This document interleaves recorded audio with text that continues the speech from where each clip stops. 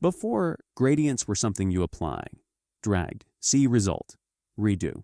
Now you design them, can adjust everything before commit, drag color stops, change colors, control how colors blend, how the falloff behaves. No more guessing, just direct control. Radial gradients got an extra upgrade, no longer just a circle. You can stretch it into an oval, shift the focus off-center, even fake a real spotlight from an area light. Next one is big. A completely new type. Mesh gradients. Drop points anywhere in your viewport and shape the light exactly how you want.